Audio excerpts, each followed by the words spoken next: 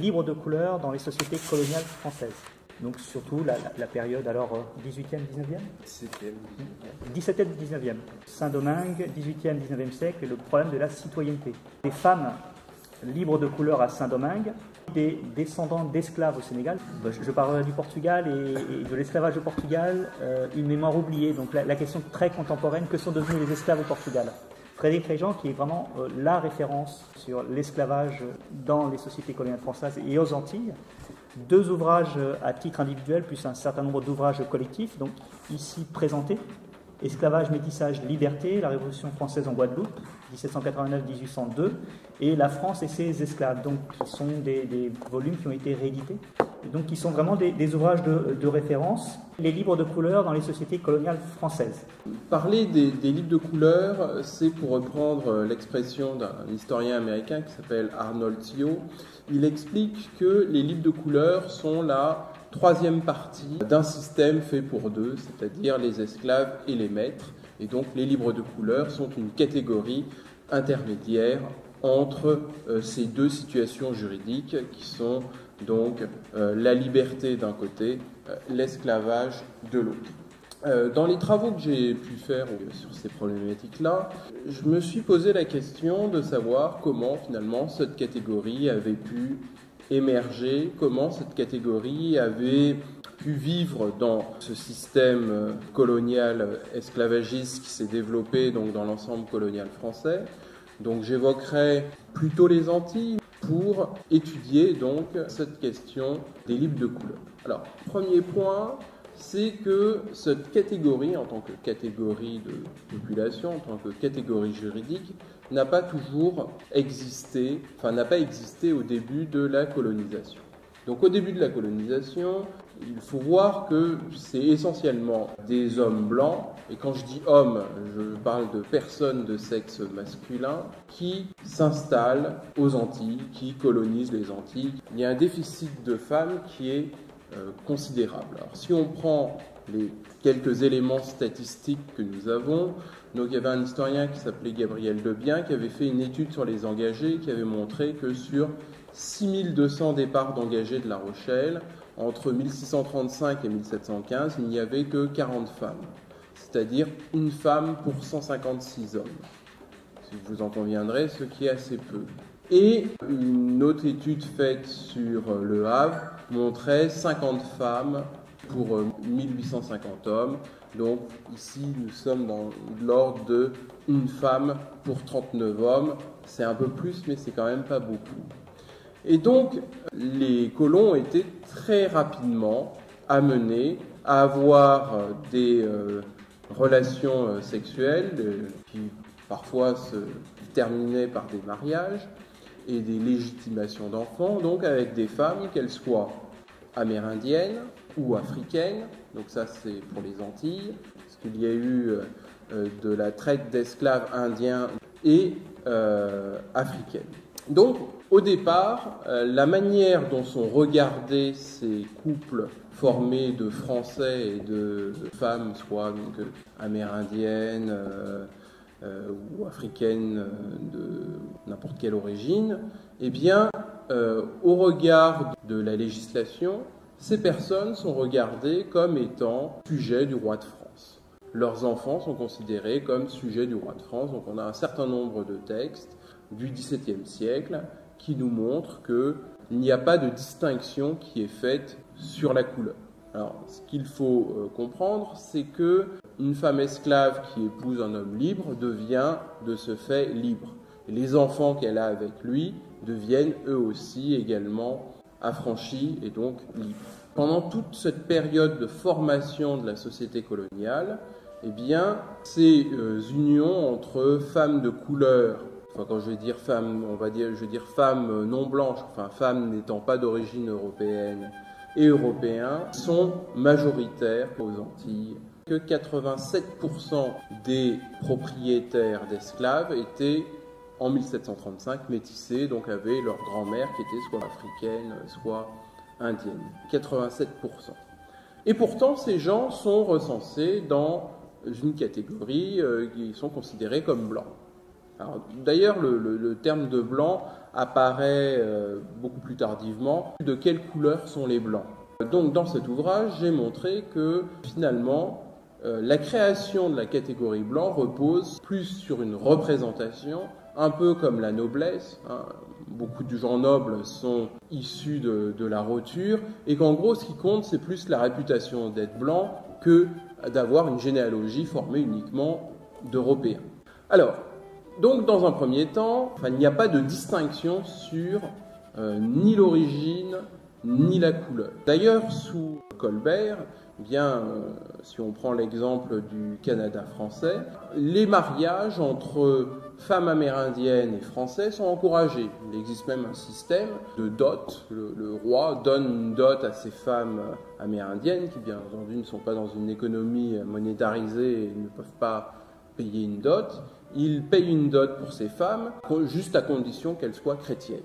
C'est la seule condition, et qu'elles se marient avec ces Français. Et donc, dans la vision coloniale de Colbert, eh bien, il y a certes l'esclavage, mais toutes ces personnes esclaves ou amérindiens ou indiens qui s'unissent avec des Français sont considérés de fait comme Français. Il commence à y avoir, dans les années 1670-1680, quelques réserves. Alors, ces réserves, on en voit une ici. Donc, c'est en 1683, c'est l'intendant des îles d'Amérique, Patoulet, qui crie ceci au roi. J'ai jugé que les mulâtres qui tirent leur naissance du vice ne devaient pas avoir d'exemption, et que pour les nègres, le maître pouvait donner la liberté, mais non pas l'exemption des droits que les blancs originaires de France paient. Alors, de quoi s'agit-il? Alors, pour financer ces guerres, Louis XIV avait mis en place un impôt qui s'appelle la capitation, et cet impôt touchait également donc les Antilles. Et dans cet impôt, dans son application, les colons avaient décidé que les blancs créoles, c'est-à-dire les blancs nés dans les îles, seraient exemptés, enfin, même pas les blancs, enfin les créoles libres seraient exemptés de cet impôt. Et de ce fait, les métropolitains, ceux nés à Bordeaux, à La Rochelle, qui venaient vivre aux Antilles, eux, devaient payer la capitation. Et donc Patoulet avait trouvé que cette situation était anormale, de voir finalement des mulâtres ayant le statut de libre ne pas payer la capitation, alors que des blancs nés à Bordeaux ou à Nantes la payaient. Donc, il demande l'instauration de cette capitation pour les livres de couleur. Alors, pour mettre en place cette mesure, il va prendre une deuxième mesure qui va être de mettre en place un système de recensement par catégorie de couleurs. Alors là, se pose un problème, c'est comment on range les gens dans des catégories. Bien entendu, c'est plus la réputation qui va primer, surtout. Là, l'incidence, c'est que si on n'est pas dans la catégorie des blancs, eh bien, on paye un impôt. Les gens essayent d'échapper à l'impôt, et si on regarde, si on analyse précisément les choses, on voit que beaucoup de gens, dont la grand-mère est africaine ou amérindienne, vont être recensés comme blancs, et que finalement, ce sont les éléments les plus fragiles, c'est-à-dire ceux d'affranchissement récent, ou ceux qui sont pauvres, qui seront mis dans la catégorie nouvelle qui va être créée, qui va être la catégorie des nègres et mulâtres libres. Donc voilà la situation en 1683. Mais très rapidement, le roi de France est amené à trancher, puisqu'il y a énormément de protestations. Ceux qui sont rangés dans la catégorie des blancs créoles savent très bien que, n'étant pas très clairs eux-mêmes, et craignant qu'un jour que la capitation, ils soient obligés de la payer eux-mêmes, bien il y a des protestations, et finalement, cette mesure n'est pas appliquée. Dans l'édit de mars 1685, donc on appelle plus communément, enfin qu'on a appelé d'ailleurs plus tard le Code noir, si je peux permettre une petite parenthèse là-dessus. Donc en 1685, ça ne s'appelle pas encore le Code noir, ça s'appelle l'édit du roi touchant la police des îles de l'Amérique française. Et ça prend le terme de Code noir, ce sont les éditeurs qui, publiant ce texte, vont l'appeler Code noir, une trentaine d'années après, en 1717. Que nous dit ce texte? Alors, j'ai sélectionné 2 articles qui concernent précisément cette question de la liberté. Donc, déclarons leurs affranchissements faits dans nos îles, leur tenir lieu de naissance dans nos dites îles, et les esclaves affranchis n'avoir besoin de nos lettres de naturalité pour jouir des avantages de nos sujets naturels de notre royauté, terre et pays de notre obéissance, encore qu'ils soient nés dans les pays étrangers. Donc ça signifie quoi? Ça signifie tout simplement qu'un esclave né en Afrique qui sera affranchi par son maître serait considéré comme sujet du roi de France, c'est-à-dire comme français. Et l'article 59 indique « Octroyons aux affranchis les mêmes droits, privilèges et immunités dont jouissent les personnes nées libres, voulant que le mérite d'une liberté acquise produise en eux, tant pour leur personne que pour leurs biens, les mêmes effets que le bonheur de la liberté naturelle, cause à nos autres sujets. » Et donc là, cet article 59 donne exactement les mêmes droits à ces affranchis qu'aux autres personnes qui seraient nées libres. Et donc, en 1685, le choix qui a été fait, donc c'est un choix qui est un peu de l'émanation de Colbert.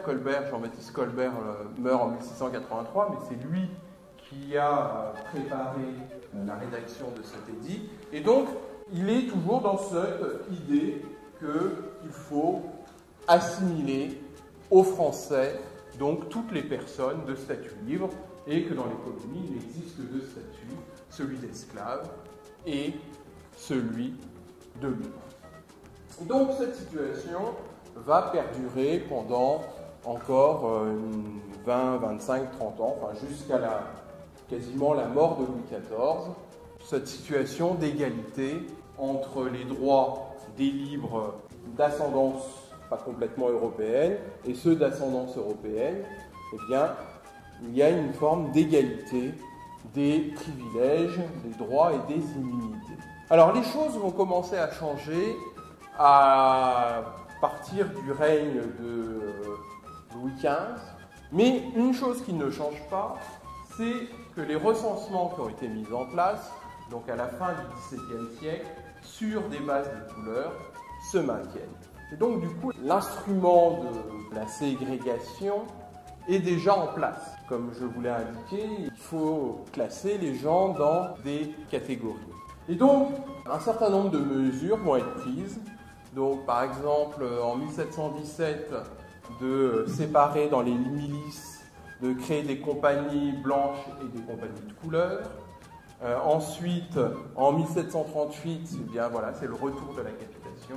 Et ce coup-ci, ce retour de la capitation pour les gens libres de couleur, eh bien, il va être définitif. Peu à peu se met en place ce que l'on appelle le préjugé de couleur. C'est-à-dire que dans la législation, à chaque fois qu'il y a un texte qui sort, eh bien, il y a une partie qui concerne les gens de couleur. Un exemple, en Guadeloupe, il y a 2 îles qui sont séparées par un petit bras de mer, la rivière Salée. Pour traverser le bac, eh bien, prendre le bac, pour faire cette traversée, le libre de couleur devra payer plus que le blanc. Ensuite, en prison, le libre de couleur aura la même nourriture que l'esclave et différente de celle du blanc. Et donc, à chaque fois qu'il y a une loi, eh bien, il y a une application différente pour les libres de couleur de cette loi. Donc, les libres de couleur peuvent pas être médecins, ils peuvent pas être avocats, ils peuvent pas être orfèvres. Et bientôt, ils n'ont plus le droit non plus d'être appelés monsieur ou madame, ils sont appelés de nommer. Ils n'ont pas le droit de porter l'épée, ils n'ont pas le droit d'être officiers dans la milice, officiers de justice, enfin bref, toute une série d'éléments de la loi vont se mettre en place. Et donc, ceux qui sont classés dans la catégorie des gens de couleur libre, eh bien, vont avoir un statut juridique inférieur de ceux qui sont classés dans la catégorie des blancs. Et alors, on trouve des fois des gens qui ont exactement la même ascendance, et puis on en trouve un qui est blanc, puis l'autre qui est de couleur. Et ça, c'est lié alors à la fortune, à l'habileté à pouvoir contourner la loi. N'oublions pas qu'au XVIIIe siècle, nous sommes quand même dans le siècle de la perruque et de la poudrerie. Mais bien entendu, ceci a un prix. Donc, le pauvre air, il ne peut pas forcément se payer ça pour essayer de passer pour blanc. Mais on voit des processus comme ça, vous avez des personnes qui naissent mulâtres, et puis au cours de leur vie, elles deviennent blanches. Donc vous avez toute une dénomination des différents types de métissage qui explique donc que l'enfant issu d'un blanc et d'un noir est appelé mulâtre, l'enfant issu d'un mulâtre et d'un blanc est appelé métis, et puis etc. Carteron, et puis il y a même des théoriciens comme Moreau de Saint-Méry qui expliquent qu'au bout de cette génération de métissage, on redevient blanc. Et donc, ce qu'il y a d'intéressant de voir, c'est qu'on est vraiment dans un système de représentation, d'affectation des gens dans des catégories, ou des catégories qui ont une certaine porosité. Mais de la même manière, enfin, vraiment, le parallèle que l'on peut faire, c'est que ça fonctionne comme la noblesse. C'est-à-dire qu'en gros, dans les îles, la noblesse, c'est être blanc, et puis la roture, c'est être libre de couleur parmi les gens qui ont le statut de libre. Bon, alors, ça, c'est une représentation, c'est un très beau tableau, mais j'aime bien en tout cas. Donc, où vous avez deux figures de ces personnes libres de couleur. Alors, bon, l'interprétation, c'est un tableau qui est anonyme, qui n'a pas de titre, donc on peut faire l'interprétation. Enfin, tout ce qu'on sait, c'est que c'est un tableau qui date de la deuxième moitié du XVIIIe siècle, où on voit donc une jeune femme mulâtresse avec une femme noire, donc un peu plus âgée, et donc l'interprétation que j'en fais, c'est que l'on aurait ici une mère et sa fille. Et ce tableau est assez symptomatique de ce que sont les libres de couleur. Lorsque l'on étudie les actes d'affranchissement, on se rend compte que pour 3 quarts des libres de couleur, ce sont des femmes et les enfants, donc des femmes qui sont concubines de blanc. Alors on le sait, lorsque l'on regarde la couleur de la femme et la couleur donnée aux enfants. Donc si vous avez une femme noire avec 3 enfants mulâtres, on peut penser que le père de ces enfants est blanc, et on peut penser que celui qui donne l'affranchissement est le père, étant donné que l'affranchissement c'est quelque chose qui coûte cher au propriétaire. Alors ça coûte cher à 2 titres. Premièrement, le propriétaire de l'esclave se dessaisit de la propriété de l'esclave, donc se dessaisit de la valeur d'un esclave. Alors, un esclave à cette époque-là, donc une femme de 25 ans, peut valoir 2200, 2300 livres. Alors 2200, 2300 livres, pour vous donner un ordre d'idée, une journée de travail est payée en gros 1 livre par jour. Un cheval vaut 500 livres, une vache vaut 150 à 200 livres. Une maison assez confortable vaut 5000 livres. Une cabane vaut 50 livres. Donc voilà, pour vous donner de l'ordre d'idée de ce que peut valoir un esclave. Ça vaut quand même cher. Et en plus de cela, le propriétaire de l'esclave est obligé de payer une taxe d'affranchissement qui vaut 1300 livres. Donc, donner la liberté à 1, 2 ou 3 esclaves, c'est une somme, une dépense importante. Et on peut, l'historien a l'interprétation qu'il peut donner à ça, c'est que c'est lui le père. On voit mal quelqu'un affranchir des enfants qui ne seraient pas les siens et dépenser de telles sommes pour des enfants qui ne seraient pas les siens. D'autant plus que ces sources nous montrent parfois des reconnaissances implicites de paternité. Alors, je peux vous citer un exemple. C'est un homme qui indique qu'il donne la liberté à la négresse Bernardine et à ses enfants, et les ayant vus grandir devant lui, il a eu comme un sentiment de paternité à leur égard. Bon, on comprendra aisément que c'était lui le père, d'autant plus que dans les périodes d'abolition de l'esclavage, on voit de vraies reconnaissances où on peut avoir un maître qui reconnaît donc avoir eu des enfants, reconnaît des enfants de 33, 34 ans, et reconnaît donc cette vie pendant plusieurs décennies avec une femme de couleur. Et donc, la principale cause des affranchissements, ce sont ces relations entre hommes blancs et femmes de couleur. Alors, au début de la colonisation, ces relations s'expliquaient par des déséquilibres démographiques. Des équilibres démographiques qui se poursuivent, mais qui n'existent pas forcément parmi les familles blanches créoles. D'autant plus que si on regarde de près les choses, on se rend compte que tous ces planteurs, tous ces hommes donc, qui affranchissent ces femmes sont légitimement mariés avec des femmes créoles appartenant à la catégorie des Blancs. Donc, nous assistons à un développement des affranchissements. Et du coup, la catégorie des livres de couleur est une catégorie qui est en pleine expansion. Si on prend par exemple les chiffres de Saint-Domingue, les livres de couleur sont 500 en 1700 et ils sont quasiment 30 000 en 1789. C'est une catégorie qui ne fait que progresser et qui progresse très rapidement. Par exemple, à Saint-Domingue, en 1790, les livres de couleur sont pratiquement aussi nombreux que les livres. Alors, maintenant, nous sommes dans une société où, visiblement, vous avez des hommes blancs, enfin, ou tout au moins réputés blancs, qui fréquentent des femmes de couleur, qui affranchissent les enfants qu'ils ont avec, qui affranchissent ces femmes, qui leur donnent des terres, qui leur donnent de l'argent. Et d'un côté, on a ça, et puis d'un autre côté, on a ce qu'on appelle le développement du préjugé de couleur. Ce qui paraît assez paradoxal de voir que d'un côté, vous avez des affranchissements, et puis de l'autre côté, vous avez finalement une barrière qui a tendance à se créer de plus en plus forte entre libres de couleur et blancs. Et on dirait que le jeu des blancs et aussi celui des libres de couleur, c'est de sauter cette barrière. Plus elle est haute, plus tout le monde a envie de la sauter, la barrière de couleur.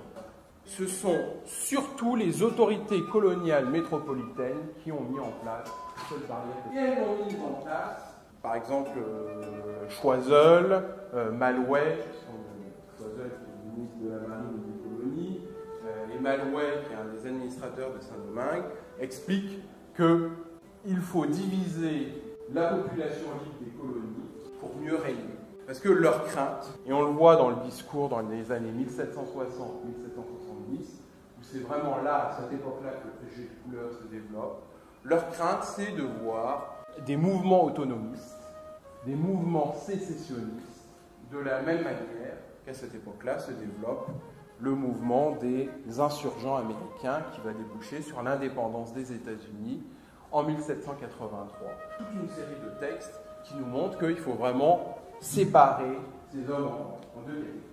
Il y a également une raison interne, c'est que lorsque finalement on appartient à cette catégorie des Blancs, eh bien on est bien content d'être blanc. D'ailleurs on le voit, notamment une famille que j'ai étudiée, dont je fais la généalogie, qui est la famille Kanikit, où il y a des Kanikites blancs, des Kanikites de couleur. Et puis un jour, un des Kanikites blancs est traité de mulâtre par son voisin. Alors souvent, c'est lorsque quelqu'un obtient une promotion, par exemple, qui devient officier de la milice, que les autres commencent à être jaloux, et puis à dire, oui, mais lui, il n'est pas tout à fait blanc, il faut lui retirer donc la charge qu'il a obtenue. Et donc, ce Kanikit, dont on sait pertinemment qu'il sait qu'il n'est pas blanc, fait un procès pour être reconnu comme blanc. Et il gagne ce procès. Et dans le procès, les discussions, les débats qui ont lieu dans le procès, il explique que lui, il est issu d'une famille de la branche blanche des Kanikites et qui ne s'est pas mésallié comme les autres. Bon, sauf que son arrière-grand-mère est noire, mais bon, ça, il a sans doute fait exprès de l'oublier. Enfin, c'est un peu le fonctionnement de la noblesse. C'est parfois souvent les anoblis de fraîche date qui sont les plus hostiles à ce que la noblesse s'agrandisse. Pour expliquer ce phénomène de rejet de, finalement, entre guillemets, de nouveaux blancs. Finalement, se fondant sur à la fois donc, un discours et des mesures de l'administration coloniale centrale française et également sur finalement un discours et des pratiques des créoles, le préjugé de couleur se développe. Et donc, à la veille de la Révolution française, en 1789, ce préjugé est particulièrement fort. Donc là, je vais surtout parler des Antilles. Et donc, nous le voyons ici, ces catégories sont vraiment des créations fondées plus sur la réputation et la richesse que sur la réelle ascendance des personnes. Voilà, donc une autre image qui montre un peu ce nuancier des couleurs. Hein.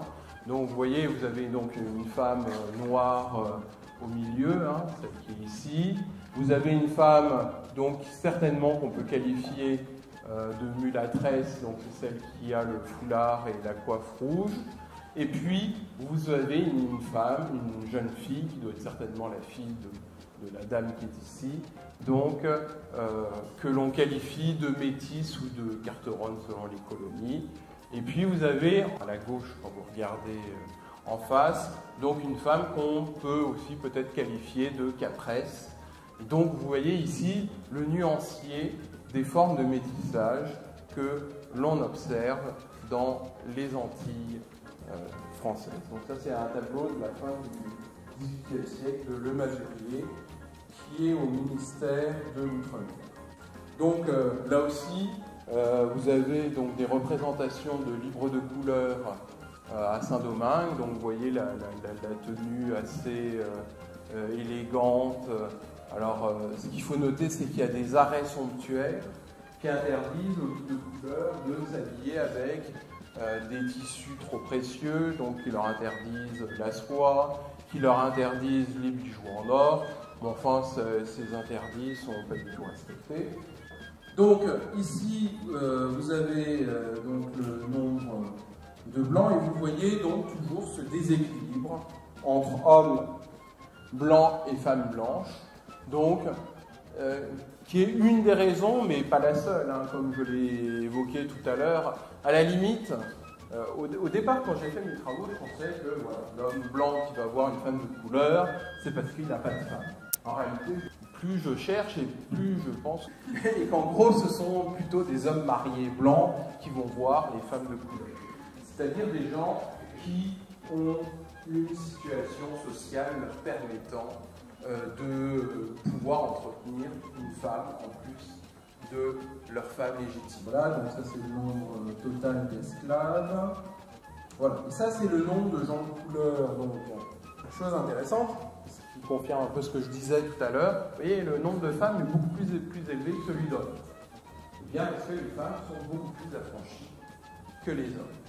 Et donc, une différence chronologique sur le développement du préjugé de couleur. Début 18e, bon, je dirais plutôt le deuxième quart du 18e siècle aux Antilles. Le gouverneur de la Réunion reconnaît implicitement que la plupart des Blancs ne sont pas avec une ascendance européenne à 100% à l'échelle de quelques siècles. Alors, ce témoignage-là est intéressant aussi pour vous montrer vraiment que nous sommes ici dans le domaine des représentations et de la réputation.